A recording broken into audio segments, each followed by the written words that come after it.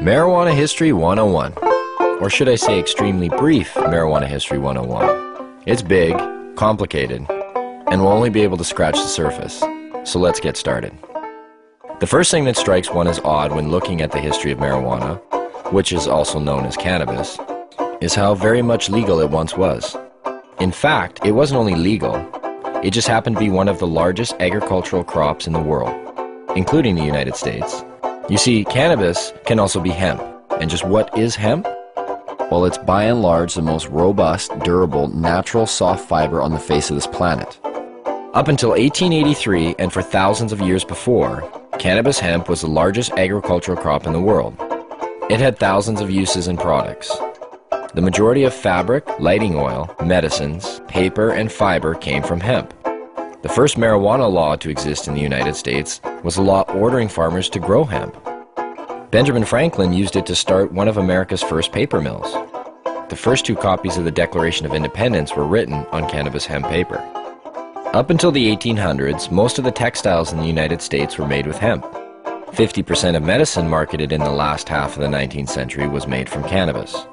Even Queen Victoria used the resin extracts from cannabis to alleviate her menstrual cramps. But the funny thing about industrial hemp was you couldn't get high from it. Yet, it was lumped in with the following, which also made little sense. Reefer madness. In the early 20th century, yellow journalism had surfaced. Articles depicted blacks and Mexicans as frenzied beasts who would smoke marijuana, play devil's music, and heap disrespect and viciousness on the readership, a majority of which happened to be white. Some offenses included looking at a white woman twice, laughing at a white person, or even stepping on white men's shadows. And this ended up leading to a law in the form of a tax stamp. A tax stamp that would not only include marijuana, but also hemp and cannabis medicines. It's speculated that hemp's potential for an abundance of new products was going to be in direct competition with other sources. And this, added to the reefer madness, led to the eventual downfall of all forms of cannabis. Popular Mechanics magazine had actually prepared an article entitled New Billion-Dollar Crop. Hemp was touted as being able to produce more than 5,000 textile products from its thread-like fiber and more than 25,000 products from its cellulose, ranging from dynamite to cellophane. Its superiority as a source for paper was also becoming known, especially with the development of hemp processing equipment. Now, the new Marijuana Tax Act was all fine and dandy, except for one thing. If you wanted to grow hemp, you needed to buy a stamp, but they weren't giving any out to anybody. And so, in effect, all forms of cannabis became illegal. Things pretty much stayed that way until World War II, when the government decided that hemp once again was a good thing and produced a video, Hemp for Victory. But by the time the war was over, hemp again became bad. And in 1948, when the marijuana law once again came into question, Congress recognized that marijuana was made illegal for the wrong reason. It didn't make people violent at all. It made them pacifists. The communists would use it to weaken America's will to fight.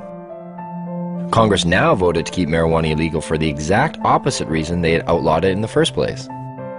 And all through the years, report after report, commissioned by everybody, from the mayor of New York to the president of the United States, has come back with the view that marijuana should have no criminal penalty attached to it. Yet, marijuana remains as illegal today as it did nearly 70 years ago.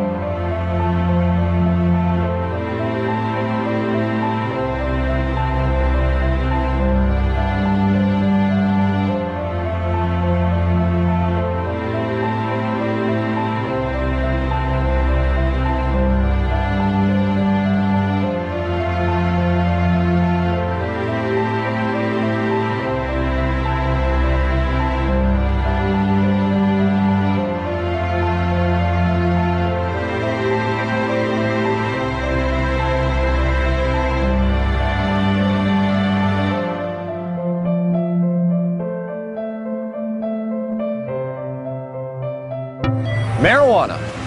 It's become big business. A multi-billion-dollar business, both in Canada and the United States. But why has it become such a big business? Here in British Columbia alone, it's speculated that the illegal BC marijuana trade brings in upwards of $7 billion annually. And up to 85% of that product heads south to the United States. Having become an international issue, when do the lines blur? How does a massive underground market like this survive while remaining illegal? Why is marijuana illegal in the first place? And if prohibition is meant to protect us, I guess the most obvious question is, does the prohibition work?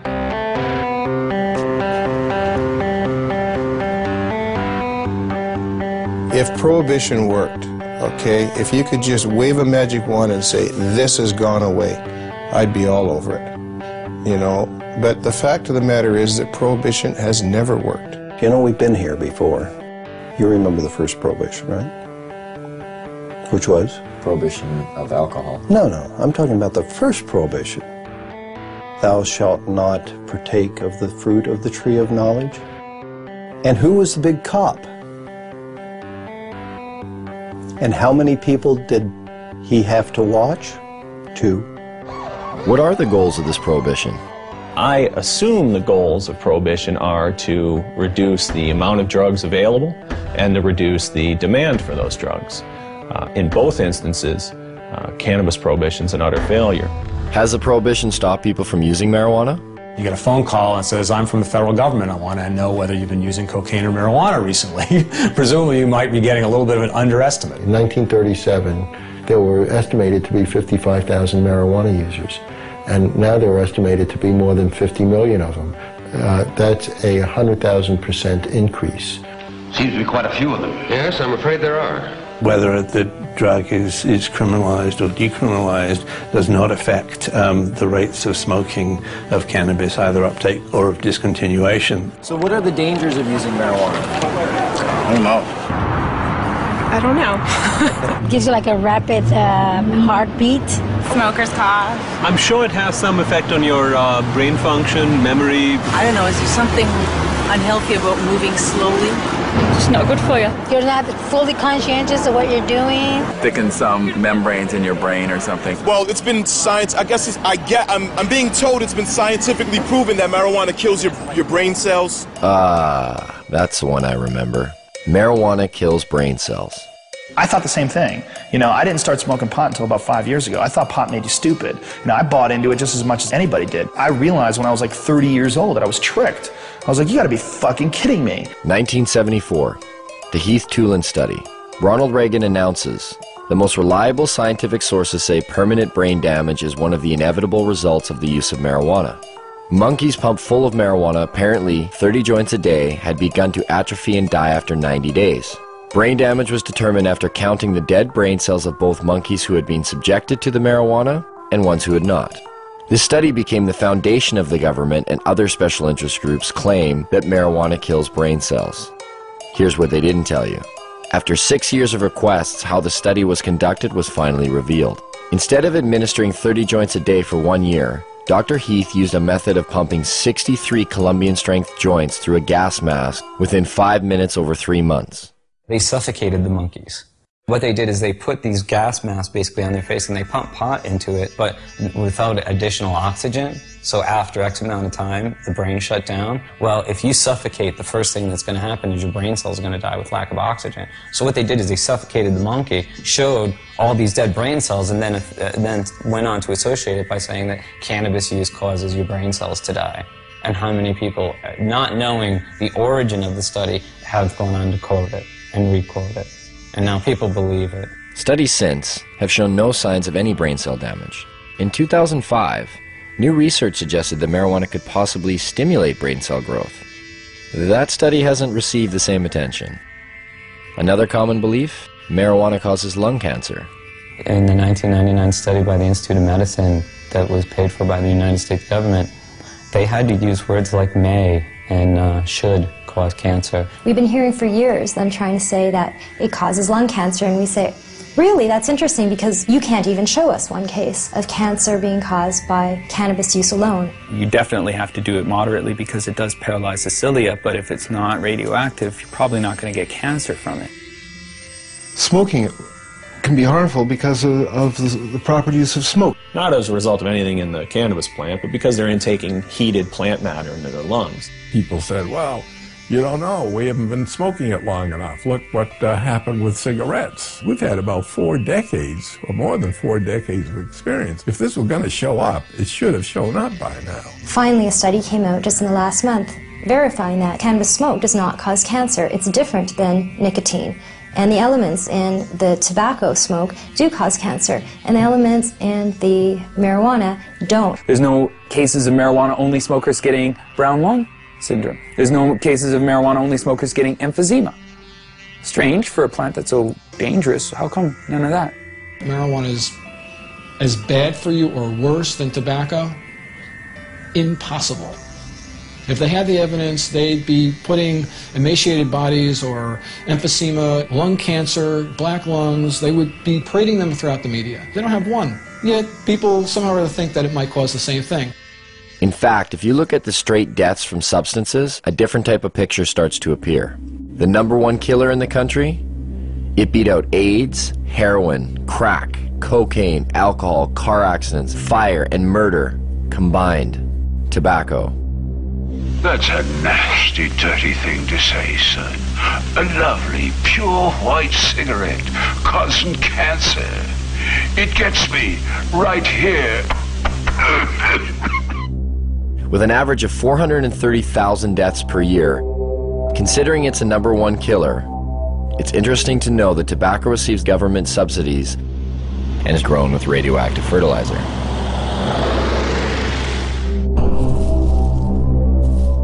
Now get out there and sell cigarettes! #2 on the list? If we don't include poor diet and physical inactivity, with well over 85,000 deaths a year, alcohol. As we look much further down the list, there are others that may surprise you. Caffeine comes in with 1 to 10,000 deaths a year. And some of our most popular pain relievers, non-steroidal anti-inflammatory drugs such as aspirin, still make an appearance with over 7,500 deaths annually. Where does marijuana lie in this? What kind of staggering number do we find? I don't know, 50,000? 250,000? 300,000? For marijuana, I'd probably say then 80,000. I would say it would be hundreds of billions. Get ready for it. Here it comes. There are no deaths from cannabis use anywhere. You can't find one. In 10,000 years of known use of marijuana, there's never been a single death attributed to marijuana. There's 400,000 deaths in America alone every year that are directly attributed to tobacco. I've heard that you have to smoke something like 15,000 joints in 20 minutes to get a toxic amount of delta-9 tetrahydrocannabinol. I challenge anybody to do that. And even in the animal studies where people have loaded the animals up with doses that would be hundreds of times what a human could possibly be exposed to, no, the animals don't die. The LD50 seems to be astronomical. I mean, you can die from ingesting too much aspirin. You can die from ingesting too much coffee. The drug warriors who say we have to protect society, save these people, are being just a little bit disingenuous. Not one university or medical facility has ever recorded a single death directly attributed to marijuana. But never mind that. There's other problems, other reasons to fear it. Take addiction, for example. There are more kids in addiction clinics for marijuana than any other substance. This must mean that marijuana is the most addictive substance today. It's undoubtedly true that there are more teenagers and kids in treatment for marijuana than all the other drugs combined. What the DEA never tells you is why that's true. A kid is caught possessing or smoking marijuana. He's taken to court. He's given a choice. Either you some horrible penalty, or you go to a treatment center. Obviously chooses to go to treatment, and goes to treatment there, he's considered an addict. But then the DEA gets to point to that stat and say, look at all these kids in treatment for marijuana. God, it must be because today's marijuana is not the marijuana that your parents were smoking. As far as I understand, only 3% of the people in treatment for marijuana are there voluntarily. The other 97% were told to by their guardian or told to by a judge. So you can choose between jail or treatment. And a lot of people choose treatment. It provides no basis for speaking about addiction. Anybody who is at all sophisticated about marijuana would rate them the way two researchers were asked to rate drugs in order of addiction. Nicotine was 1, alcohol was 2, then heroin, then cocaine, then coffee, and then marijuana. There may have been a couple of other drugs, but marijuana was at the very bottom, below coffee. This narcotic, unlike the opiates, the synthetics, and cocaine, is non-addictive. What do you mean by non-addictive? By non-addictive, it is meant that the user of marijuana, when deprived of the drug, will not experience the agonies of withdrawal. It is habituating, but its use can be discontinued. Then what is its danger? It's used as a scapegoat for covering up underlying problems in people, especially young people. Here I am, don't ignore me. If you use marijuana on a daily basis for a year or so, and you stop using it, you're going to notice some differences, but nothing like the kind of withdrawal people will experience in withdrawing from either tobacco or heroin. But why would the government and the DEA want to put a statistic like that out there? We'll learn more about that later. The gateway theory. Is marijuana a gateway drug? Yes, I think it is. Yeah, I don't exactly know why, but I know it is. It opens a doorway to other drugs. It makes you want to experience more. It makes you feel good. Yeah. People want to experience something else and, you know, have I guess, more dreams. Its greatest danger lies in the fact that it is a stepping stone to the harder drugs, such as morphine and heroin. That's why there are people that want to legalize marijuana. They figure if they can get the young people in this country onto hard drugs, they can destroy your generation, or in this generation. You know, in the days of Harry Anslinger, it was called the stepping stone hypothesis. If you stepped on this stone, marijuana, you were bound and determined to go on to the next stone, which would be one of the so-called hard drugs. Every time it's been studied and looked at and so on, they have never ever found that there's certainly nothing in marijuana that makes you want to go to anything else. There is no inherent psychopharmacological property of the drug which pushes one toward another drug. I'll smoke a joint. I want a bag of chips and fucking junk food. I don't want to go out and get ripped. I drink alcohol. That's my drug of choice. It could be said I started on milk.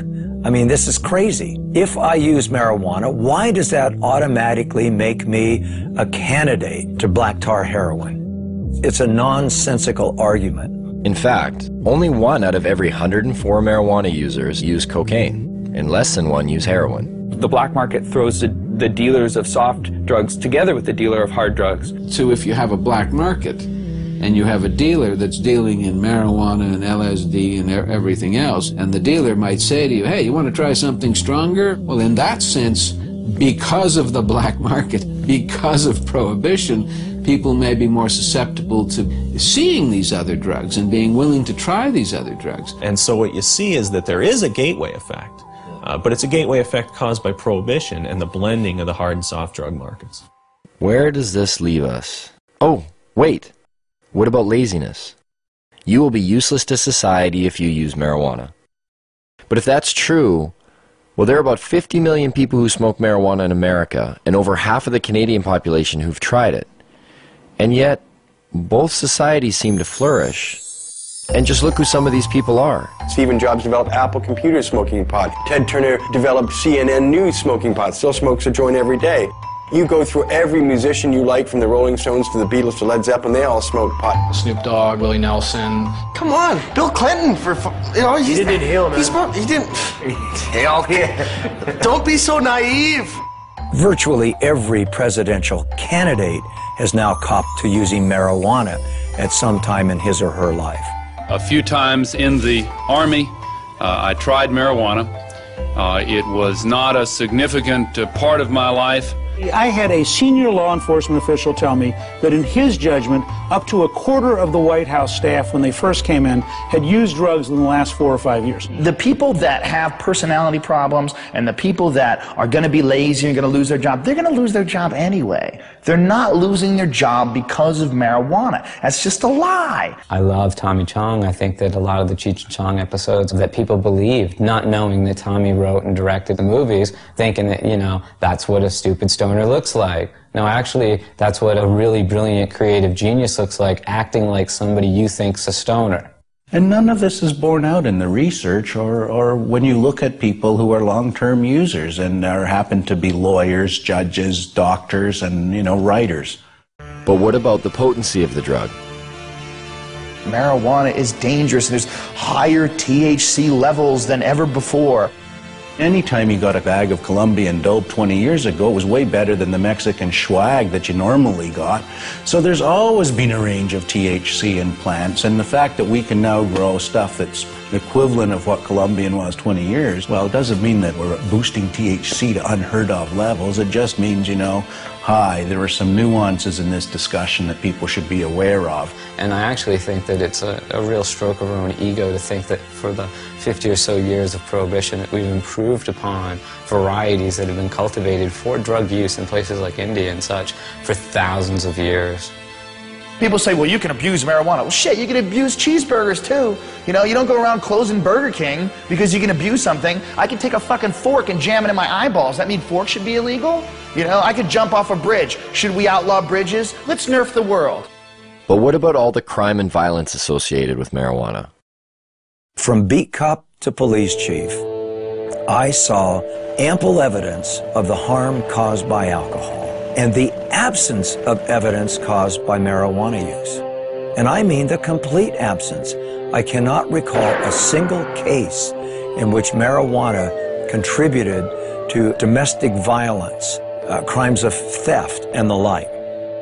You want to know what a weed smoker looks like? You're staring at one. You know, like, I'm a weed smoker. I'm not, like, crazy or, you know, I'm not stabbing you right now. Most of the violent crime that's committed, or most of the crime period that's committed or having to do with drugs, is people who are on drugs committing violent crimes. If you make it legal, if you make it cheaper, you make it more available, you're going to have more violence, more addiction, Tom, that is more not crime. true. Stop lying to us. Oh, now come on. Stop lying to us. That is not true. You know, don't tell me that. I've smoked pot, Tom. But I've admitted it. I've done it. I've done all of the big three. I've done tobacco, I've done alcohol, and I've done marijuana, Tom. Guess what? Marijuana's the least of the three, pal. You guys proved me wrong or whatever. I want to hear someone that has smoked too much weed and went home and beat his wife and beat his children or whatever like you see on booze. The only big issue on alcohol is drunken driving and binge drinking among college students. Otherwise, you can drink to your heart's content. There are far more crimes committed under the influence of unadulterated, if you will, emotions. Anger, rage, jealousy. A lot of our understanding is driven by what's in the paper and on the television and the radio these days, and we get extremes, and the black and white thinking is reinforced, I think, by that. If only there was something to compare it to. Something that was prohibited at one time but is now regulated. So we could see what the difference might be. What could that be? What could that be? Under prohibition of alcohol, everything got worse. Everything. Alcohol prohibition really birthed and gave rise to massive organized criminal groups within the United States. It led to a general disregard for the law and a general disregard for police activity because it was a law that most people didn't obey. Would you have supported the prohibition of alcohol 75 years ago? Well, I'm glad you brought up the alcohol example. I mean, as a governor, you must have known firsthand the cost of alcohol. I hear this argument a lot of times, like alcohol. That isn't what I asked you, Tom. I asked you a specific question. Don't give me spin. I said, would you have supported the prohibition of alcohol 75 years ago? I don't think I would have. Why? Because alcohol, for better or worse, and a lot of times for worse, it's a close call, is a long entrenched and ingrained part of our culture and our society. I mean, you go back thousands of years, the first writing is about alcohol, the Bible, everything else. It's really hard to reach in Tom, wait and a pull minute. this out of society. Let me inject something then if you believe that God also made the marijuana plant, I'm talking about our culture and our society. You just said the Bible. Alcohol poisoning went up by 600% during Prohibition. There were more speakeasies in large cities like New York City under Prohibition than there are taverns and liquor stores today. Sure, one can point to alcohol as being a continuing social problem, but we don't have people shooting each other over alcohol. When alcohol was prohibited, people lived at that time to know the difference between prohibition and non-prohibition. They could see that the prohibition of alcohol caused the emergence of gangsters and the underworld that took control of these substances. Alcohol then was no longer in their control. Could this be the same for marijuana? It strengthens organized crime, without a doubt, because you have to be a criminal to sell it. It's that simple. This brings crime into it. That's what it's the benefits and the ability to make money is so huge in it. Weapons were used to intimidate people, and we've seized approximately 50 weapons, sawed-off shotguns, and most of them are loaded. Where's all this competition we've heard so much about? You call these prices low? Marijuana is just a weed, and marijuana is worth more ounce for ounce than gold. You don't find legal commodities, you know, at $200 an ounce. You don't even find them at $200 a pound. Heck, most things are $200 a ton for corn and grain and barley. That's why when you walk 10 pounds of marijuana across the border into the United States, it becomes worth 20 pounds. You create an artificially inflated value for that drug that is so huge that people decide it's worth murdering people in order to control this market.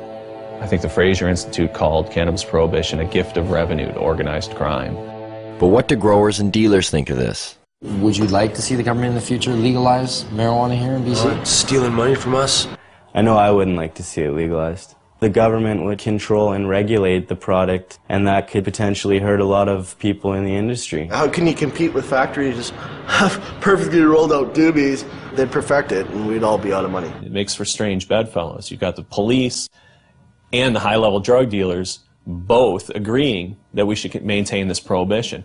Well, when you got high-level drug dealers saying prohibition is good, you might want to scratch your head a little and think, well, shoot, why would they want to continue prohibition? I can't imagine why a grower who's making $150,000 or $300,000 a year would ever want to see marijuana legalized. I mean, the last thing a grower wants is sensible policy. The madness continues and they continue to get rich. You know, Betty, I'm going to bring this up at the business meeting tomorrow. You make the penalties stiffer? You know what? Good. For those people who are not getting caught, price goes up. See, so not only do we allow them to tell us how much drugs are going to be supplied, with the potency of those drugs, who they're going to sell to, where they're going to sell them, just to make sure they get it all right, we let them keep all the profits. So you've got essentially a Wild West. You've got an unregulated market in which anything can happen. It certainly may work for things that people generally accept, but if you try to prohibit something that's in demand, that the people want, then it's pure folly. And without control, it's hard to regulate areas of concern, like keeping it out of the hands of our children.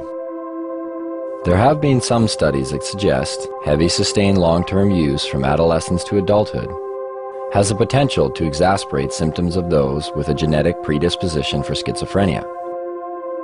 And although there is strong evidence that refutes this, it does lead one to question, could there be a better way of deterring children from using, rather than letting dealers decide what age is appropriate? For the last 10 years, our children across the United States have said that it's easier to buy illegal drugs than it is to buy beer and cigarettes.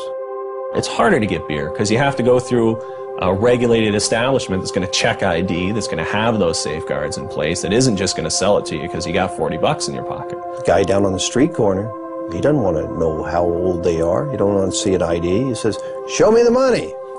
And if they get the money, it doesn't matter if that child is 4 years old. They're going to get the dope. If you can't control the sale of the product, how on earth are you going to keep it out of the hands of kids? Could we be the creators of what we now see as some of our biggest problems?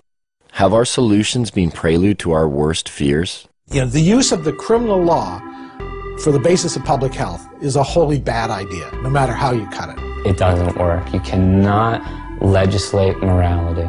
One person can say it's immoral to legalize it just as much as someone can say it's immoral not to legalize it. It doesn't get you anywhere. You have to have a rational policy debate by talking about the consequences. Now, I've had young people tell me that, well, your generation had a martini and that was your crutch, and why can't we have our own kind of crutch? You know what? Why don't you be a generation that doesn't have to have any kind of crutch? It's a lot easier argument. If you just say, oh, it's immoral, then you don't have to debate why it is that alcohol kills so many more people than marijuana, or why it is that tobacco takes 7 years off your life and we can't establish that marijuana does anything particularly. If people do drugs and they commit crimes while on those drugs, they should in fact be punished. But you can't punish someone for something that hurts no one. We should legalize marijuana, tax the hell out of it, and put every dime back into the healthcare system. Taxation and legalization? Doesn't that seem a little extreme? Wouldn't it be better to just decriminalize? The distinction is simple. Legalization of marijuana makes it a product that is legally available to adults. That doesn't mean that there's unregulated distribution, unregulated sale, and unregulated use. The decriminalization of marijuana still makes it an offense. You're not going to go to jail for it under a decriminalized model, but society is still saying no, no, no, no. It doesn't address the problems of organized crime, and it doesn't create a situation where you have retail sales. Decriminalization is just kind of a goofy concept. To say that it's legal to own something, to use it, to possess it, but not to produce it or sell it, just seems like this illogical position, because where did this stuff come from? It's the worst of both worlds. Sends out an incredibly bad message.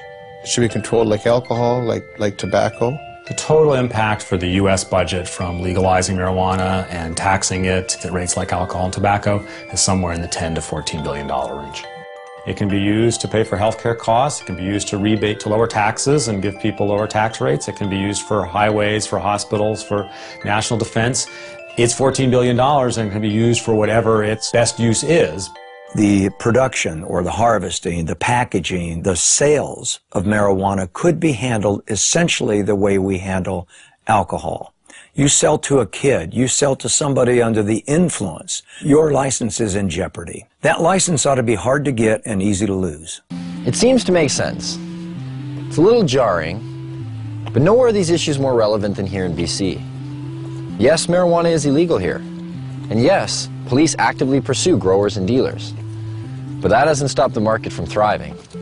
It's believed that the illegal BC marijuana trade industry employs anywhere from 90 to 150,000 people. And the product is now known around the world. It's even been given its own name. BC Bud. Bud. BC Bud. British Columbia Bud. I don't know what you are meaning. BC Bud? BC Bud. You guys know what BC Bud is? No. You guys know where British Columbia is? No. Yeah, Isn't it in Britain? No, it's in Canada. When I say BC is famous for pot, weed and hippies, mountain, sea, marijuana. I used to think of the beachcombers back in the days, but now I just think of that BC Bud. Do you know what BC Bud is? No. Oh, it's really well known. BC Bud is bud that comes from British Columbia, and that's why they call it BC Bud or Beasters. Dude, you got the Beasters? Yeah, I got the Beasters, which means you got bud from BC. You know what the word grow up is? I'd say it's pretty common knowledge here what a grow up is. People do them in their houses or in their basements. I'm surprised it's not in their dictionary. A grow up is something that happens inside somebody's house, like one of our friends or something, and they just grow weed inside their house. Do you know anybody that's growing marijuana? I don't, well, no. Kelowna, my hometown. With a population of only 100,000, Kelowna is said to house well over 1,000 grow-ups. A police officer stated in the local paper, if they were to bust one grow-up every day for a year, they would still be nowhere near getting rid of them. And Kelowna is not alone. Where are they in BC? They're everywhere. They're in every single corner of the province. There is no community in the province that doesn't have grows and hasn't had an increase in grows. But the fact is that there's thousands and thousands and thousands of grow-ops all over British Columbia. And the most common thing you hear when they rate a grow-op is from the neighbors is, I had no idea they were growing pot on my street. You know, if you actually took my estimates seriously, that there were 17,000 grow-ops in British Columbia in the year 2000, if you took that seriously, you're looking at roughly 1 out of every 100 dwelling units in British Columbia. We need to have a sense of that. Not bad for a province with a population of only 4 million people.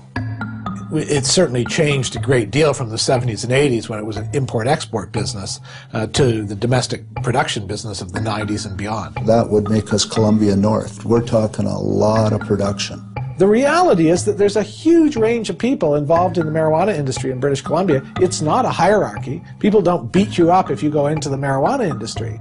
It ranges from people growing a few plants to members of motorcycle clubs and others possibly being involved in the business. Police at one time used to attend to every single call that came to their attention. Somebody would call and say, I think there's a grow. Police would do an investigation, do a full investigation. Well, that has dropped over 7 years to where it's only about half the time. But it seems to me that if we look around and talk to people who are living in the real world, one of the things we discover is that we don't understand it very well. And when we see these numbers like 1% of all dwelling units potentially are involved in marijuana grow-ops, it certainly ought to give our politicians perspective on what it is they're trying to do. So how does one find these grow-ops? For police, it involves the use of forward-looking infrared cameras that can detect the above-normal heat radiating from a grow-op, or the sniff test. But if all else fails, this, Grow Watch. Communities have become so flooded with grow-ops in BC that some neighborhoods have started their own watch programs. This one, set up by the Chilliwack RCMP, even has an education package with phases: training, neighborhood cooperation, certification. Once certified, you are able to hang this sign which shows that you are a neighborhood that does not approve of marijuana grow operations. There are questions provided to citizens in order to aid them in identifying a grow-op. Questions like, do the residents keep to themselves? Was the sound of construction heard coming from the basement soon after occupants took over the residence? Is there condensation visible on the windows? Is the yard unkept? The education package does state that a positive response to one or some of these questions does not necessarily indicate that the residents are involved in criminal activity. Maybe that's a good thing. But why is it that grow-ups are popping up in virtually every neighborhood of BC? How much money can actually be made by simply growing some plants in your basement? And what do these grow-ups look like anyway?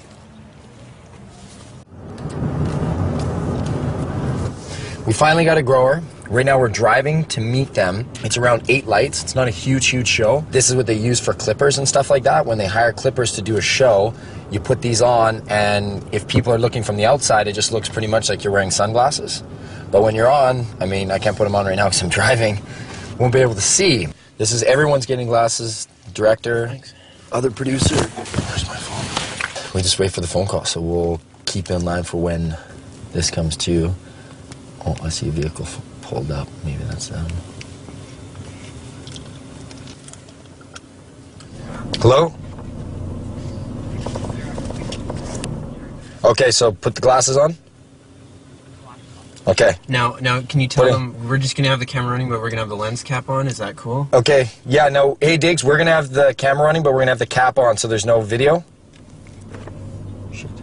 Yeah, just do it. Just keep it on. Just put the cap on. How are you guys feeling? Feel that heart rate increased? So you're coming in the back seat? Yeah, all right. Okay, cool. You want the camera? Yeah. Cool. You're not feeling motion sickness? Oh yeah, now I'm feeling sick. You know, we're just going to hold people's arms and kind of guide them inside. Yeah, that's what I was saying, so I don't fall on my face here.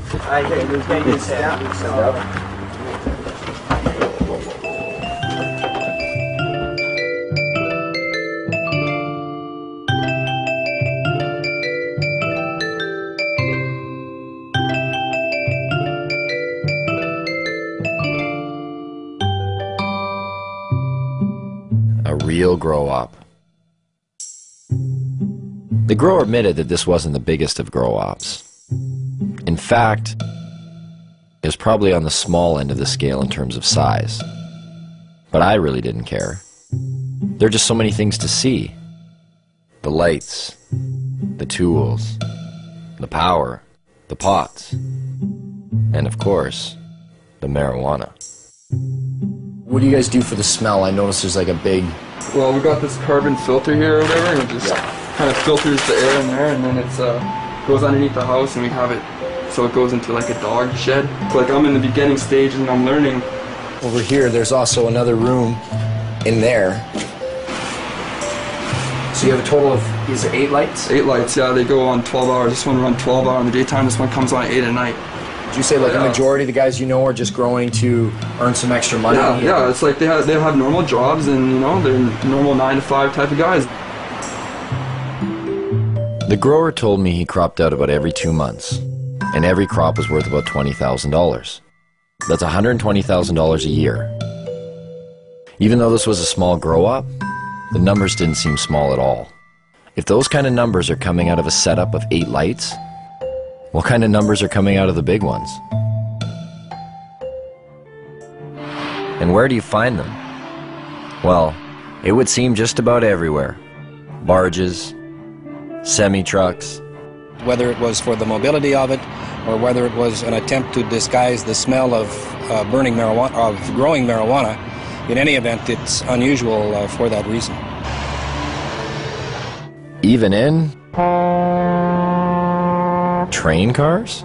Yes, it seems as though even our beloved caboose cannot escape grow-up fever. When we read that 20 train cars were buried underground to grow marijuana, busted or not, we had to see this. So we set out. But not before asking our sound man if we could use his SUV, and coaxing him with a little free gas.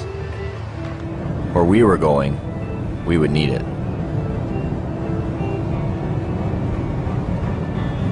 We're in the boondocks, way up here. You wouldn't want to go over that puppy. This is what they brought up diesel fuel to power the generators in. With how much they were growing and how much the generators needed, I mean, that's a full truckload there. And finally, after a few hours on the highway and climbing up the side of a mountain, we get there. We had to go into 4 low just to get up here. And you can see I'm dressed right. I'm in jeans and frickin' sneakers. Fuck. My feet are cold. There's no neighbors. Like, look to the right. There's nobody there. Nobody here, nobody there. I mean, I imagine they're probably laid this way. They've been obviously following you, like where you're getting your diesel, where you're getting the tanks, where you buy 10 train carts, where you buy 150 lights. These are diesel pumps. And it looks like there's still diesel leaking in these things here. This is how you got down there. Just want to make sure it's okay to go down here. I feel like I'm going into a cave. All right, watch your feet there. Not as cold under here. About 8 train carts down that way, I'm guessing. So I mean, I can't even see to the end, and then 2 deep. Each one is 2 deep. Down here, 2 deep. Down the next one, 2 deep. 3, 4, there's numbers on the wall. And then what they did is they cut them to make doorways, and that's how you have your hallways going into each one. There are water reservoirs here. And you see 1, 2, 3, you're like, okay, that's quite a bit. But then there's this one, and that one, and another one at the end. Look at these things. Like, no wonder the cops just left it. Moving this shit would be a pain in the ass. Yeah, these train carts. I see why they bought them. They got a deal. They're like all rusted in the bottom. We could start growing here tomorrow. There's still dirt and fertilizer ready to go. Oh, here, once a little leftover plant there. Look at this. Just look at all this wiring right here. You can see the cops have come, severed everything.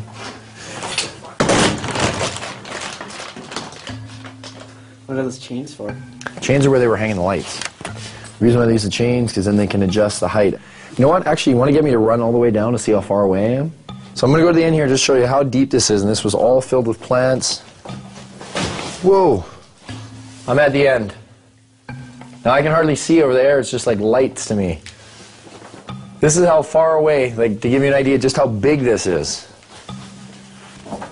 Oh, it's a trek just to get back to where you guys are. And you're going to see a lot of repetition because here it goes again. Bang. All the way down.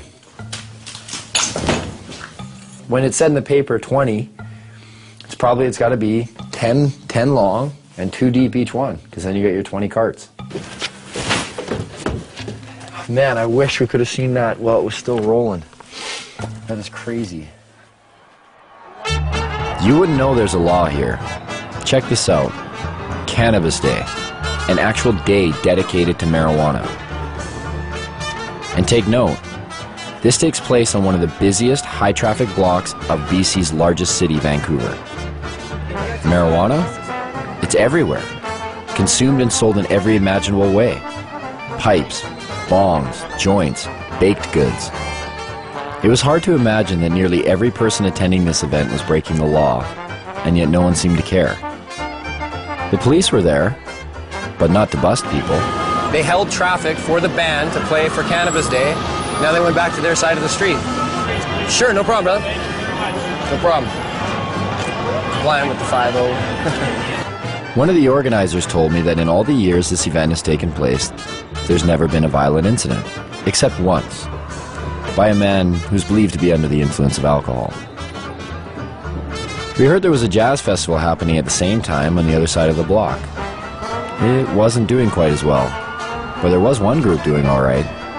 Right up there, as you can see, is still Cannabis Day going on, but right here, not even a block away, is a church retreat, and they're selling donuts. I was like, well, what do you guys think about the rally? And they're like, we need to pray for them. And I was like, what? You guys are selling food for them, right? And that's, I'm sure they've sold record amounts today, I guess, too. So we'll see. We'll get an interview here shortly, hopefully. The interview never came. There was so much marijuana, it was unbelievable. I think we almost all got contact highs just from being around the smoke. But I did get a donut. I did purchase some of these on the way out. Those church girls got me.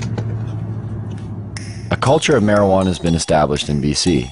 From paraphernalia to cafes, from seed selling to its very own political party, the BC Marijuana Party, even bakers.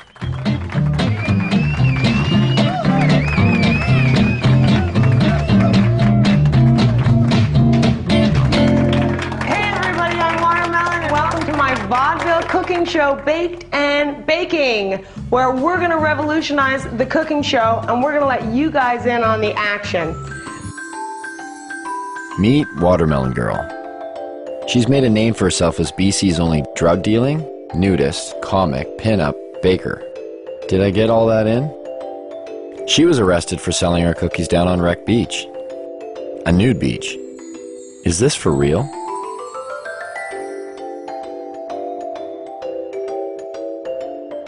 I'm like the Heidi Fleiss of weed. I tell everybody, like lawyers, doctors, like there's no proverbial yo G, you know, like none of those. Like all professionals come in through my house. You know, a lot of people with money, a lot of people in politics. You don't want to know who comes through here, you know. My mother was a baker and her mother was a baker, and we just bake. So I made these pot cookies and I started selling them. It's hard to ignore such a large demand. So if you got arrested one time on Wreck Beach, right? Yeah, I've been arrested more than once. Allegedly trafficking ginger snap cookies. Allegedly trafficking ginger snap cookies. So I'm assuming not regular ginger snap cookies, right? The one with right. Snap crackle pot. But even the judge is like, uh-huh. You know what I mean? Like he's seen violent crime after violent crime, and then along comes the cookie girl. Cops are supposed to come and remove undesirables from communities, and I clearly was not an undesirable person in my community. Like, somebody else needs cookies. Actually, I just got picked up by the National Speakers Bureau, so I actually go on speaking tour to universities and talk to kids about marijuana. Oh, really? Yeah, it's like the most genius. I'm like, you want me to talk about marijuana? We're like, okay. And they pay me to do it. Lock up your kids. This is a heinous crime. So at some point, one might ask oneself, how does an industry of this size function while remaining illegal? Where does the money flow? Who's profiting off of it? Is there really $7 billion floating around the province unaccounted for? Maybe people are feeling the effects and they don't even know it. Turns out there seems to be a system. Some have even given this system a name. Well, a lot of people here in town stuff consider it a union, right? Union? Yeah, union, and you know, it's like a different, it's a different term for pretty much industry. It's this underground thing where there's so many different tradesmen and different people all working together. You have to work together with people that you trust because it's illegal to do what people are doing here. So this is how the so-called union breaks down. And of course, there are many exceptions to this, but this is the typical setup. First, you have a home or landowner. He doesn't take on much responsibility. He is simply the legitimate owner of where the grow operation will take place. All he has to do is pick up a briefcase every 3 months and pay off his mortgage. His hands are clean because he can claim ignorance if the grow operation is busted.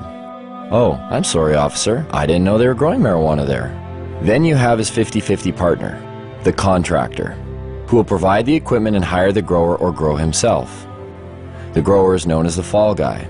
Why the name? Because that's exactly what he is. If the operation is busted, he takes the fall. Once the crop is matured, clippers are then hired. They prep the weed for distribution by cutting away the excess leaves and stems. What a lot of people don't understand is a part of the marijuana plant that people smoke is the bud, which in essence is the plant's flower. It's not the leaves. Clippers are generally hired on an hourly wage starting around $20. Tax-free, of course. Once the marijuana is ready, in steps the weed broker. He's not always required, but sometimes the partner with the equipment needs a broker to buy his product and then sell it for him. In the event that a broker is required, it usually means the weed is headed south to the United States. In that case, the broker will buy the pot for somewhere between $1,800 and $2,000 a pound. He'll then hire a border jumper, a risk taker, someone who has the balls and hopefully the wits to get the product over the border. Some of the most common ways?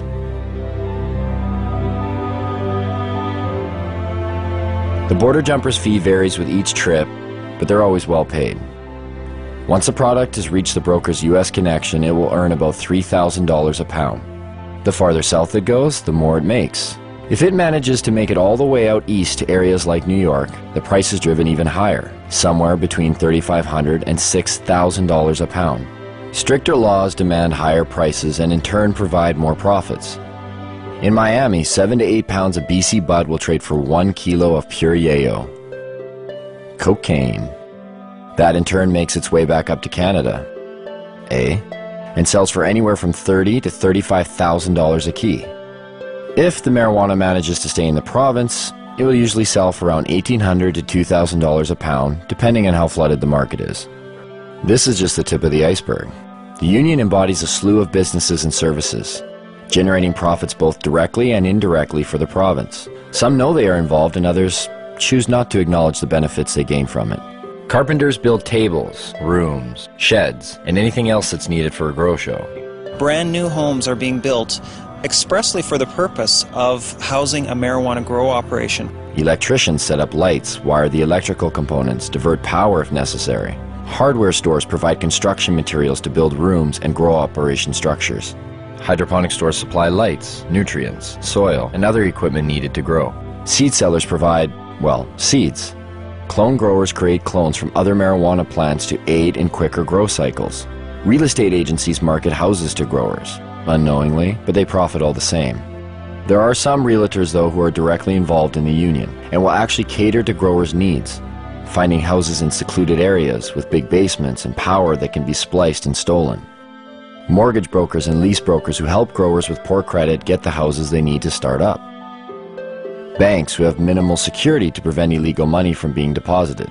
The way it works now is deposits over $3,000 are sometimes questioned but are left up to the teller to decide whether the deposit is suspicious. If they believe it is, they may put a note on the account. It isn't until a $10,000 deposit that a mandatory FCAC form is filled out and sent away. But it is possible for $9,999 deposits to go through with little question. Oh, you sold some motorbikes. Cool.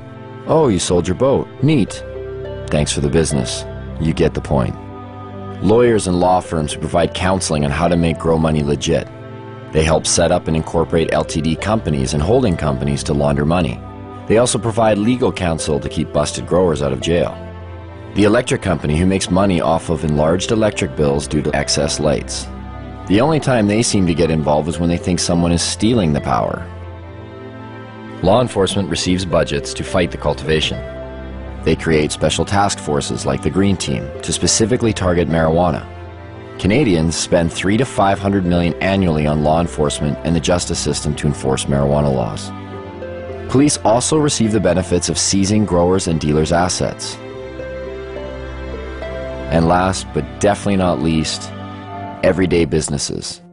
Bars, restaurants, clothing stores, boat dealerships, car dealerships. The money funneled indirectly through various everyday businesses. Growers and dealers like to spend money on everything. These growers, after they crop out, it's like they won the lottery. You can tell the ones who are selling it. The more they sell, the more bling bling they have on them. Do you think they just hold it themselves and tuck it away somewhere? No, they buy houses, they buy cars, they buy boats. They'll purchase restaurants, they'll purchase, whatever they're into. Maybe that's why we got busted. We got too carried away. You can tell yourself you're not going to let it go to your head. But I said the same thing. But when the money comes in so easy, you get accustomed to that lifestyle, and before you know it, you become a steamer, you become a hot rod. And that's what it comes down to. Yes, organized crime moves a majority of the product once it's available on the market. But there aren't a lot of bikers out there watering plants. It's mom-and-pop operations, it's young guys who see opportunity. It's not easy to make that type of money doing anything, especially if you've been going to school for, the past 4 years and you see this random other guy, watering plants in his basement coming out of it with an extreme amount of money. Interesting. You have your degree. Yeah. And then you're in the... Yeah, I made the choice to put that aside and start growing weed. I could be making $33 an hour, which is a great wage, but really, why would I want to do that when I have the knowledge to make in a whole year in 2 months? What have we learned so far? Well, one, the prohibition hasn't reduced the demand, and it certainly hasn't reduced the supply. Two, it's a steady source of revenue for organized crime, which in turn attracts young people because the money is so easy. And three, being an underground market actually creates crime and violence. And yet, the only one paying the costs for all of this are the taxpayers, people like you and me. Even further, this whole deal is over a drug that seems to pose no more of a threat than the substances we already regulate. At the very least, why isn't this up for debate? Dwight Eisenhower once spoke of a military-industrial complex. Have we built up a marijuana prohibition complex?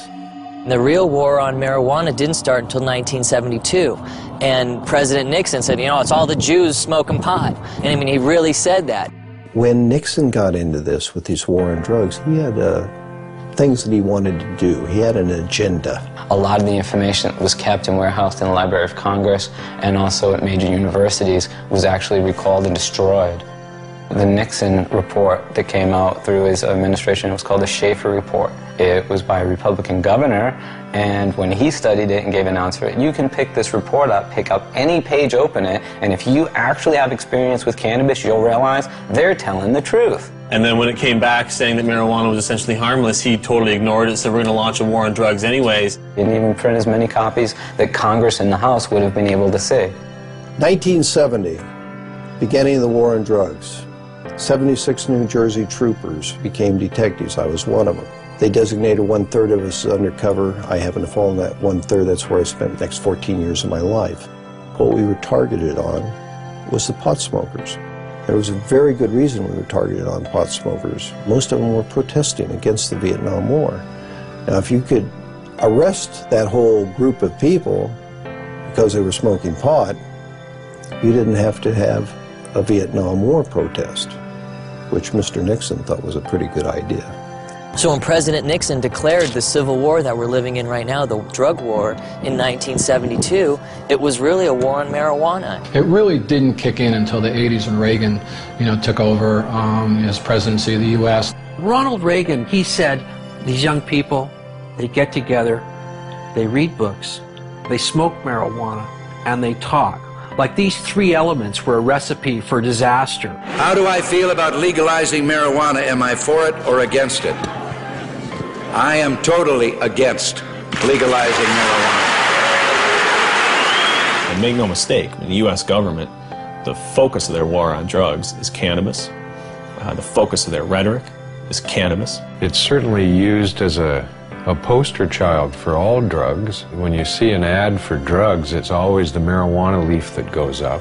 It's almost like a religious jihad, more powerful than going for the gusto.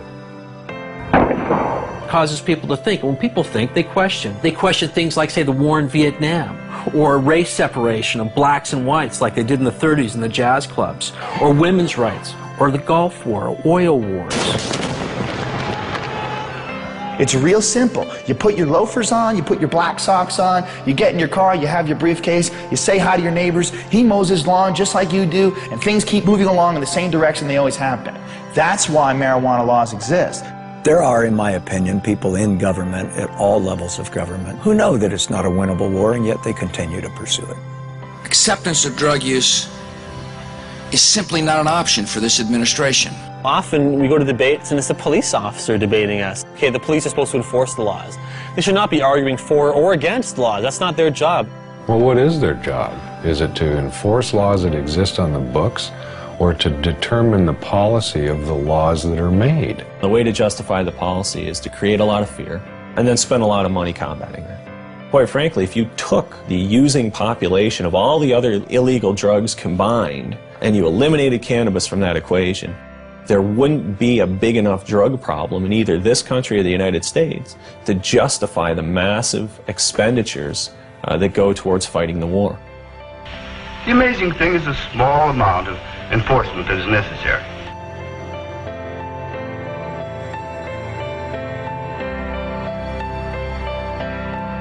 $400 million is spent annually in Canada arresting and prosecuting marijuana crimes. The total budget in Canada for all drugs is $500 million. That means 4/5 of the drug budget goes towards arresting and prosecuting marijuana users, leaving 1/5 for crack, heroin, coke, crystal meth, the date rape drug, whatever. The drug enforcement industry is big business. It's self-perpetuating. It relies on taxpayer dollars. And so it's an endless battle that the DEA doesn't win, they participate in. It's like doing a big budget movie, you know. You get $30 million to do a movie, and then the movie comes out and it doesn't make any money. But someone made $30 million. Every once in a while they'll show a guy, you know, posing beside a big bunch of marijuana, you know, this is the DEA money at work. It'd be like asking loggers about saving trees, you know what I mean? This is where their mainstay of their cash flow comes from.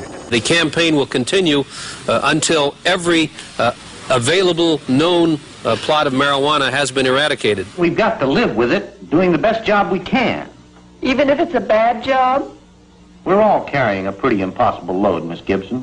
There are many, many police officers, however, who believe that it ought to be legalized, regulated, and controlled. They see the hypocrisy between our existing laws relating to alcohol and marijuana in their day-to-day life, shift after shift after shift, and they get it. But they don't want to lose their jobs. They don't want to lose that promotion to sergeant or the assignment to detectives. They want to be a chief someday, and they don't want to piss off the people in power. Judges, lawyers, prosecutors, defense lawyers, prison guards, there's all of those people in the criminal justice industry. Are their interests being protected? Well, in a sense, yes, they are. Defense bar, similarly, we make money. The more things they prohibit, the more money we make. Sorry I'm late, Kent. I was delayed in court. You still have large numbers of people being busted for simple possession. If you look at the stats, in terms of drug offenses, the largest group are still simple possession of marijuana. Every time you blow a marijuana cigarette, you take a chance on blowing your future. Oh, come on, Pop. All my friends smoke pot. They're not criminals. Only because they haven't been caught yet. If you do drugs, you will be caught. And when you're caught, you will be punished. 750,000 Americans every year are charged with pot possession. That's nearly 1 million people, and whether you go to jail or not, your life is in serious trouble. And that number of annual arrests for marijuana now rivals the number of arrests for murder, rape, robbery, and aggravated assault combined. You will never get over a conviction. A conviction will track you every day for the rest of your life. For instance, do you remember that guy that used to smoke but didn't inhale? Former President Bill Clinton. This is not a big issue with me. I never even had a drink of whiskey till I was 22. Now, if Mr. Clinton handed me that marijuana cigarette when he was standing in a circle with us, it wouldn't matter whether he inhaled or not. He would have become a dope dealer, wouldn't he? Just like all those other people that went to jail. Never to be an attorney, much less the President of the United States. But the marijuana laws protect us. They make our lives safer. They send us the correct moral message. That's how 19 out of 21 nations have gone down the drain before us. Internal decay. The breakdown of moral, ethical, and religious principles. If you've been caught, a young person in the U.S., with so much as one marijuana cigarette, you can't get a loan or grant from the government to go to college. If you've been convicted of murdering somebody or raping someone, no problem. You go right down, they'll give you the loan. I guess the message is it's okay to rape and murder and pillage, just don't smoke a joint afterwards. First thing that John Ashcroft did after 9/11, sent out a strike force to take down the LA Cannabis Buyers Co-op. That really helped national security a great deal. And what else helps national security? Taking down top criminal targets. In 2003, the US government put aside money to do just that. $25 million for the head of Osama bin Laden, $15 million each for the whereabouts of Uday and Qusay Hussein, Saddam's sons, and a $12 million budget to go after one of the most dangerous men of all, this man. Can you tell us what exactly you were charged with? I was charged with conspiring to sell paraphernalia. Operation Pipe Dreams was a brainstorm of Attorney General John Ashcroft. The internet has been illegally utilized to sell these illegal products and to facilitate large illegal businesses operating in the open. A sting operation that busted people for selling paraphernalia to a particular county in Pennsylvania where they were willing to prosecute. Because there's two states, Pennsylvania, Iowa. Void were prohibited. Well, it was prohibited to send it to Pennsylvania and Iowa. A man like yourself that is, an established actor, comedian, you're not a criminal. Like, why do you think they targeted you? Well, because our movies were #1 rentals in America. What our movies did was really show the hypocrisy of the pot laws. In fact, when I went to jail, they had it in the transcript that our movies have influenced children for 30 years and will continue to do so forever. Therefore, I should go to jail. You got to remember, they were going into Iraq, and they needed some diversion as far as headlines go. And they equated the $1 billion paraphernalia business with aiding terrorists. This was a legitimate company paying taxes. I was just the face on the bone. They charged me. I had nothing to do with the company. I never shipped anything to anybody. It wasn't even his company. He just loaned his name to it. 51 people were arrested under Operation Pipe Dreams. Only one person, Tommy Chong, went to jail. But if I didn't plead, they threatened my son and my wife. Tommy stands up and volunteers to go to jail, says, yeah, okay, that's my paraphernalia. Leave my wife and kid alone. He's protecting his family. What kind of force was used on the day you were arrested? There's over 20 SWAT team people, visors, automatic weapons, helicopters overhead. They had news trucks, Fox News trucks outside. They had the media on the ready. It was a photo op for everybody. They asked, do I have any drugs? And I said, yeah, I got pot, and they wanted to know where it was, so I told them. They said, well, it's not really a drug bust. I said, well, then what the are you doing in my house, Then they said, it's about bongs. We're bringing down all the bong companies in America. And with Tommy safely behind bars for 9 months, the United States drug war reset its sights, this time across borders. In downtown Vancouver, just outside the US consulate, a bunch of people had gotten together and were having a rally for this guy named Mark Emery. He had evidently been selling seeds, marijuana seeds, to the wrong people. let me tell you, the DEA wants me because I am very good at what I do. Well, obviously, I'm the most dangerous man alive. Like, really. Like, no wonder I'm facing life imprisonment without parole for something that no one's ever gone to jail for here in Canada. No one's ever gone to jail for seeds, not even for a day. Mark and 2 of his employees are facing life in prison in the United States. Not Canada, the United States, for selling marijuana seeds over the internet. Vancouver police came in here with a warrant for an extradition, but we were taken then to North Fraser Correctional Center. Correctional Center of the year 2002. Beautiful facility. Mark Emery has gotten in the face of the United States. The U.S. sees Mark Emery as a major political threat to its anti-cannabis agenda. In a press release from Karen Tandy, head of the DEA, she said that this is not only the end of marijuana trafficking, but it's a blow to the marijuana legalization movement. I gave just under $4 million away over 11 years to Supreme Court challenges, ballot initiatives, political parties, you know, drug addiction clinics. Well, if you're the DEA, who the hell do you think you're going to go after first and foremost and as viciously as you can do it? I think they even admitted it themselves when on the day of the raid, the DEA announced, you know, he's a legalizer. We're shutting down one of the biggest legalizers. The legalization movement won't have a pot of money to draw from. Ha ha ha ha. Mark Emery has never gone to America and sold a seed. He does it all from here by mail order. And it's akin to Canadians ordering, you know, a machine gun from somewhere in America. It's against the law, and if we receive it here in Canada, they come and arrest us for receiving the machine gun. They don't go to America and say to Colt, "Hi, we're arresting you because you sent a machine gun to someone in Canada." No one's been sentenced to any time in jail in the history of Canada in 35 years. We've had this law. 2 people, me and Ian Hunter in Victoria, were fined. There's all sorts of seed businesses still open. Mark's the only one out of about 50 retail cannabis seed businesses in Canada that's been charged. Mark has been paying the Canadian federal government taxes on income he has made from selling seeds. The government relied on the existence of these internet seed sellers so that patients who had qualified for medical marijuana exemptions, who were bugging them for seed, were being directed to these internet seeds, and Mark Emery specifically in some cases is the place to get their seed. It puts Canada and our government in a very difficult position because they've either got to hand over a Canadian citizen to a foreign government for activities that were entirely done in Canada, for which our own government, our own police are not willing to charge him. If the Canadian authorities who rubber stamp this shit think that what I've done is so bad, then charge me. I should be tried by a jury of my peers. I'm not about to be tried by my peers at all. I'm about to be tried by foreigners. At 420, a time synonymous with smoking marijuana, everyone lit up. And for those who didn't have marijuana to light up,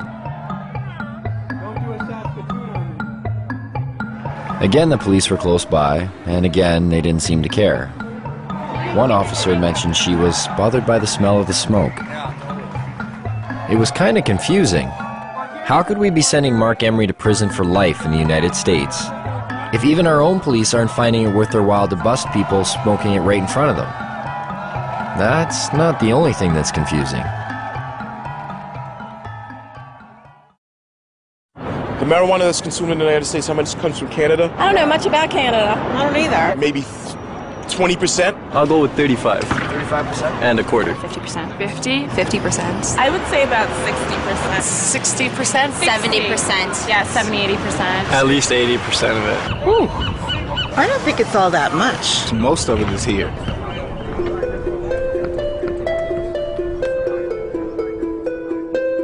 We're getting the drug czar saying, oh, you know, BC bud. This was when some of the people in Canada were trying to get marijuana legalized. John Walters went up there and said, what you're talking about is passing a law that will allow you to export poison to my country. When we talk about poison, exporting poison, what do we export to Canada? Cigarettes. 430,000 people die in the United States every year from ingesting cigarettes. 5 million around the world. So who's exporting the poison here? Of the 6 million people who could benefit from treatment and need it in the United States today, 60% are dependent on marijuana. You know, they invited me. I'm sorry. I wasn't sure who invited him and why he came here yet again. He's been here before. He needs to shake his head.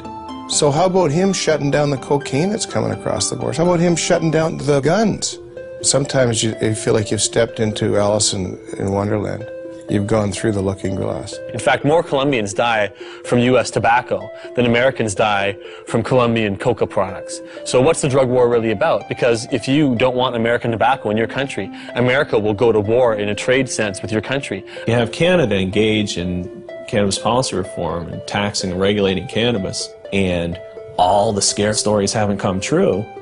You have an awfully hard time sustaining your own domestic policies. What do you think would happen between Canada and the U.S. if Canada were to legalize marijuana? There's been rumors that, they're like, we'll shut down the border. I don't think so. I've heard that too, but then my question is, would you want L.A., in the dark and thirsty? If you do that, then we're not going to ship oil, we're not going to ship water, we're not going to ship electricity. It's not going to happen. We're too important to each other. The softwood lumber people going to stop doing business? Are the fishing guys going to stop doing business? Are the people who manufacture stuff back and forth across the border going to stop doing business because pot's legal here?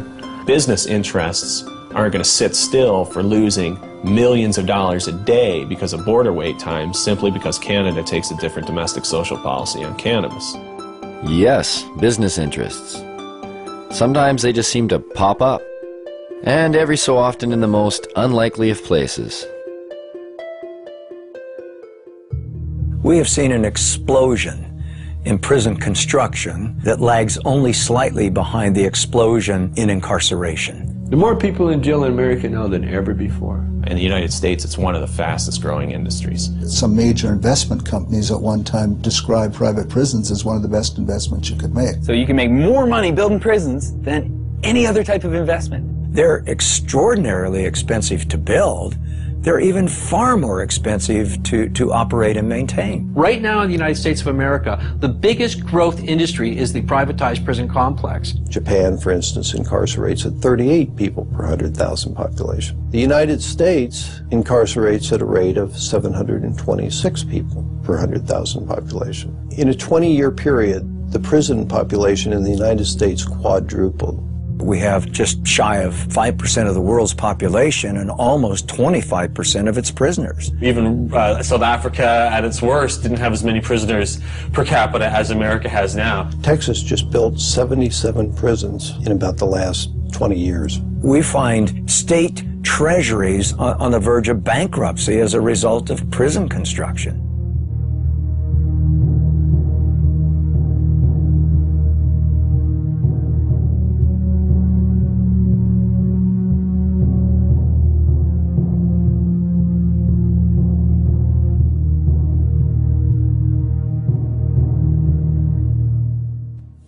Some think there won't be room for them in jail. We'll make room. We're almost doubling prison space. Some think there aren't enough prosecutors. We'll hire them, with the largest increase in federal prosecutors in history. In the late 80s, there were about 5 privately run prisons in the United States. By 2005, that number had reached over 260. As soon as you've accumulated a certain amount of capital from building prisons, you can start investing that in ensuring job security, ensuring there'll always be more prisoners around to require more prisons. We have private prisons? What the fuck is that? How did that happen? How can you profit over people going to jail? That's scary. That's a bad, bad sign. Our society is in deep, deep, deep trouble if nobody's looking into that. Correctional guard unions have become powerful lobbying groups, pushing for longer sentences on less serious crimes. California's has become one of the most powerful in the state. The California Department of Corrections budget rose from $923 million in 1985 to $5.7 billion in 2004. Between 1977 and 1999, overall local and state spending on corrections across the country grew 946%, almost 2.5 times the rate in which spending on education increased. And prisons aren't the only thing money is being spent on. There are millions of drug tests per year. There's money to be made on that. It's huge. It started off with people saying we really need to test people in dangerous occupations. Things like police officers should be tested, pilots in airplanes. Then somebody said, well, our athletes, we should probably test them for drugs too. Then somebody came along and said, well, it's not just the professional athletes. How about the athletes in colleges and high schools? They need to be tested too. Then they thought a little harder and they said, well, suppose we just test everybody that goes out for an extracurricular activity. That should be constitutional because they don't have to do that, you know. So now if you want to join the chess club at school or the French club, you got to pee in a bottle.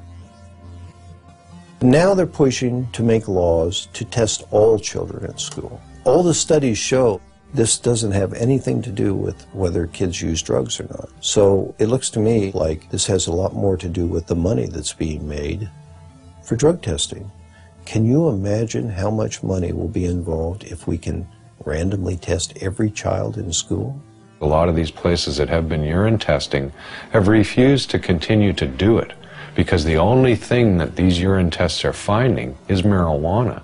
The other drugs that people take dissipate from their systems fast enough to not be found. If they smoke a marijuana cigarette, 28 days later, if they pee in a bottle, they're going to show that they've had a drug. But if they use a hard drug, heroin, cocaine, methamphetamine, in a long weekend, nobody can tell that they've used that drug. So what does that say to our young people? It says if you don't want to get caught, don't use the soft drugs, use the hard drugs. It's not just urine anymore, it's hair and saliva. They'll do blood testing. There's industry there. This is money. They're not doing it for free.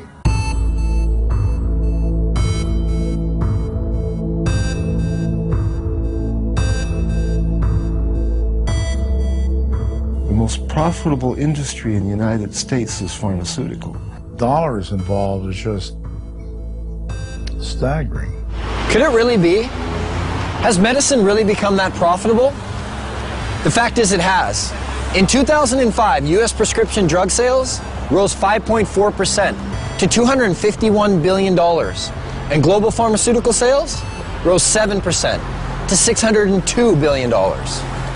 Now, why would pharmaceuticals be threatened by a plant? The answer may be as simple as one word: natural. Because a significant amount of research to date has confirmed or suggested that marijuana in its natural state is still the most effective form. Can you imagine a world where you or I wouldn't have to pay for certain medicines? After dealing with about 10,000 patients over the last 15 years, I would say that over 200 different medical conditions respond favorably to cannabis. It appears to have benefits that we never ever knew about. Glaucoma, epilepsy, muscular dystrophy, arthritis, multiple sclerosis, wasting syndrome, nausea, chronic pain, depression, anxiety, hepatitis C, cancer, chemo, AIDS patients. Is there a product out there today that provides as many medical benefits as cannabis? No. It remains an unutilized major resource. The way to riches in the pharmaceutical industry is to have a drug which can be patented. Cannabis is problematic right from the start because it's a multi-molecule drug. In 1930, it wasn't possible to patent plants. And that's the reason that pharma never picked up on this, because by synthesizing and owning compounds, that's where the profit motive comes into the pharmaceutical industry. The patent in the United States lasts for 20 years. Well, you can charge whatever you want at that time, and that's where you make the killing. There's no money to be made off natural plants. If you can use a natural medicine that you can grow in your own home, which costs pennies to use, you're going to do that. You need water and dirt. Not only that, you have that plant forever. Prime motivation behind any drug company is to make money, and as much money as possible. They're corporations, and corporations, everybody knows that it's like that diffusion of responsibility thing. There's so many people working for corporations that they lose their humanity. So those are potential customers for these pharmaceutical companies that are not there if they're using a natural plant. It's unlimited. You grow more, you get more medicine. Pharmaceutical companies don't want you growing your own medicine. The government supported a small drug company by the name of Unimed to take a synthetic THC, tetrahydrocannabinol, and to put it into capsules to be used as a oral medicine. This became Marinol. This THC in Marinol is exactly the same 21 carbon molecule that's in herbal marijuana. But it's not the same as medical marijuana. It's not a crude mixture of things, and there's no guarantee that you get the same results. You can make a synthetic delta-9 tetrahydrocannabinol in a test tube. It'll have exactly the same number of atoms and the same arrangement, but how in the test tube can you put the electron spins together, the subatomic quirks and quarks, if you like, of that compound in the same way that a biological enzyme system will put it together? It can't happen. In the case of a synthetic compound, if it's only an ingredient from the cannabis, they can formulate that as a drug and make a lot more money out of it. We're confused that if, you keep hearing that there's no scientific proof to medicinal benefits of marijuana, why are there drugs like Marinol on the market? Why do they even exist?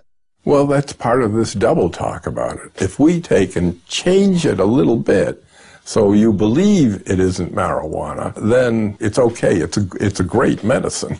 They're trying to make marijuana into medicine because it is medicine. Why did the government actually grow marijuana? I mean, the government has had marijuana programs that existed since the 70s. It's impossible for me to believe that the government even believes their own propaganda. What I do believe is this, that you can fool some of the people some of the time, and they're doing an excellent job of that. And for all the claims of these drugs being a more viable medicine because there's no high, we checked some of the side effects. For Marinol, dizziness, feelings of exaggerated happiness, drowsiness. Last time I checked, those were signs of getting high. If it is indeed side effects of marijuana that are preventing the pharmaceutical world from accepting marijuana as a viable medicine, then they better start paying more attention to the products they've been marketing for years. Every year, prescription medicines kill over 100,000 people. The pharmaceutical industry has been excellent at convincing the public that they need their potions. If you watch any kind of commercial for drugs, they're always using the third person. For example, where does a headache come from? It comes from out there somewhere. Don't sell the steak, sell the sizzle. How many people in this country alone are addicted to antidepressants?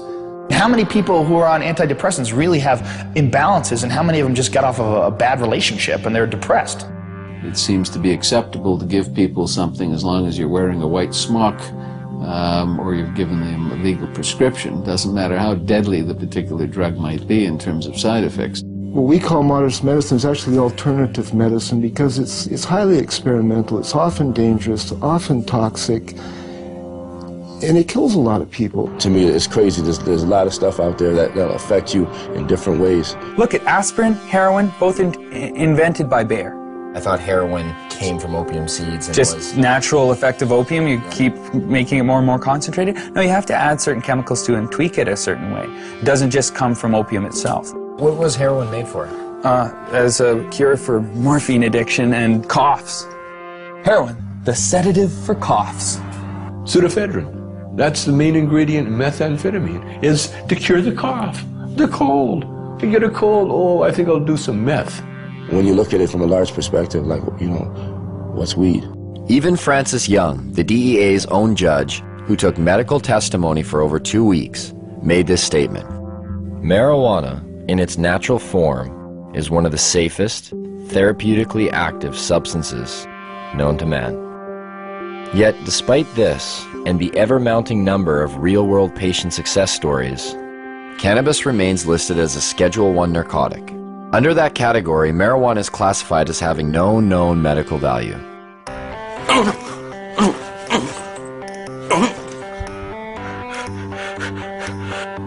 I have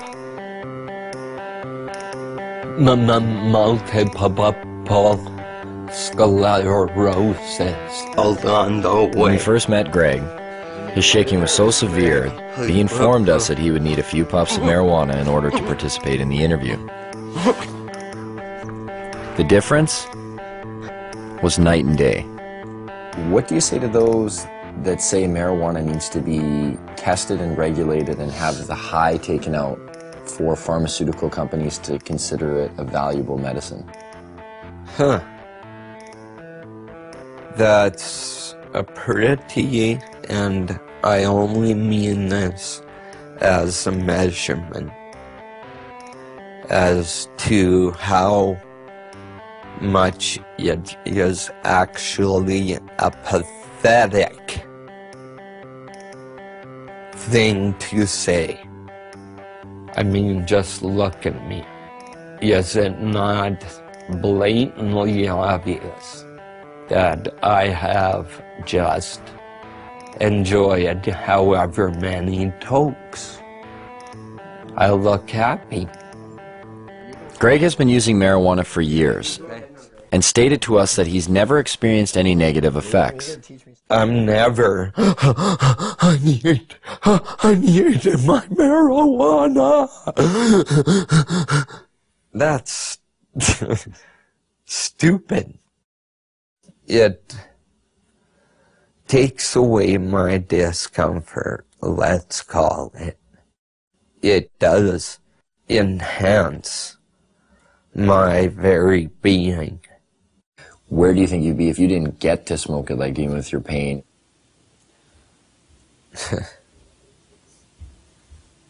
I would have found a way. How does the training and education of medical doctors today work against the acceptance of prescribing marijuana as medicine? Well, it works against them because they're brought right from the beginning, right into the fold of the pharmaceutical industry. We're reading journals, they're reading these advertisements, or they're reading papers on drugs that were financed by the drug companies, or they're being seduced by the companies. Fancy dinners, a trip for a weekend. Would you like to have 18 rounds of golf? And some of them get outright money from the drug companies. I've met doctors who said when they first came out of medical school, they didn't know what to do. It was really overwhelming. They had live patients in front of them who needed help. They were very happy to have representatives tell them what medicines would be best for their patients. So doctors have a bias toward the products of pharmaceutical industries. They do not readily accept the idea that a simple plant or herb may be useful. I don't know if they think it's hocus pocus. I just think they don't feel that there's the kind of testing that they're used to. That's the problem we have. What I try to impress upon these people is we're trying to put the science into it, and yet some people are very resistant to even attempts to do that. All of the funding is coming directly or indirectly from the drug companies, and these people, obviously, for obvious reasons, are determining the agendas. Now think of the lobbying potential behind the most profitable industry in the United States. Think of the power. And do they get their way? Why can't we explore its medicinal potential? Why can't we use it to make more products? To myself and people involved in this business, it stopped making sense a long time ago. The common response is really the medical marijuana is a stalking horse for legalizing it. And so what? What do they want? We should be making use of this plant. And really, that's all I can say. The restriction, the prohibition is all, in my mind, just stupidity. And I don't condone stupidity. And that's a problem. How do politicians, after years of promoting claims of marijuana's harms, pushing for larger drug war budgets, constructing political platforms based on a stance that vilifies marijuana, and being lobbied by big business, how do these same politicians now reverse their stance? What politician can come before their constituents today and say marijuana should be decriminalized when yesterday they said it was evil and dangerous? Their constituents are gone and want to know why you changed your mind. Were you lying to us or were you stupid? Either way, you're not getting elected next time. Whoops, we made a mistake. You 17 million people should not have been arrested. Some of you jailed, some of you fined, some of you lost the handle on your career. One way to bypass this problem in the face of ever-growing empirical evidence is to divert attention. Add a word: medicinal. Put the word medicinal in front of marijuana, and you are now talking about something completely different if you're a politician. Why is there a perception that healthy people are affected differently? and unable to fend off the detrimental consequences. Whereas a person with a lowered immune system or terminal illness seems to experience none of these effects. Some people go home at the end of the day and they drink to kind of wash away the day, you know, just like, that was a hard day, I need a few drinks, relax, kick back. So is that relieving pain? Maybe. Or is it pursuing pleasure? I don't know. So if you think about this in the context of cannabis, it also has relevance. The government's a lot more likely to forgive cannabis use if it's for relief from pain. If it's in pursuit of pleasure, that's a problem. And I think that points to something about our culture that's a little bit odd. What works for one doesn't necessarily work for another. The father-son confrontation. Mom smokes like a chimney. And you have a drink every day and smoke too. It's not the same. Why not? You can get cancer. Your liver can rot away. They believe today, and I'm disappointed in the media, that it hasn't brought this information, this new information to the people of this country more than it has. They believe that marijuana could well turn out to be the most dangerous drug that is in use in our country today. If you're a politician, you can get elected on a get tough on crime platform. We're going to lock up all the marijuana cultivators for a long time because you're preying on the fears of the public. Spokesmen for giant special interest groups, whether those special interest groups be law enforcement, or whether they're private prisons, or whether they're pharmaceutical companies, or whether they're oil companies. We have spokesmen for gigantic corporations that are trying to calm us and get us to press the right button in the voting booth. Everybody that gets in has their own agenda. They're beholden to their own lobbyists, so they don't go in and check the work of anybody before them. That's not their job, because God forbid somebody come in there and check what they do afterwards. I understand why politicians may be reluctant to act on their principles, but our politicians need to read their own polls, because this is one of those cases, and it happens a lot in life, where the people are ahead of their leaders. Hempfest, the largest event for cannabis in the world, a showcase of modern-day hemp. Sure, they used the stuff 70 years ago, but what good is hemp in a world like today? A world that appears to have everything it needs. It opens a whole new market. It opens a whole new market on every level. You can harvest off the seeds, you can harvest out the inner pulp and the long stem fibers. The fiber itself is the strongest natural fiber in the world. All the clothes I'm wearing today for this interview are hemp. All the clothes I actually always wear are made out of hemp. Been so since probably '94, when I realized I could buy clothes made out of organic fibers that lasted longer than cotton. You can eat hemp seeds, and it contains all the essential amino acids and fatty acids. It makes fuel. You can make biodiesel out of it. Hemp is an excellent source for biofuel. When you grow hemp for fuel, every crop unleashes a huge amount of oxygen into the environment. And in fact, the same amount of oxygen that you lose when you burn it off, you gain back. So it's a closed cycle, ending the greenhouse effect.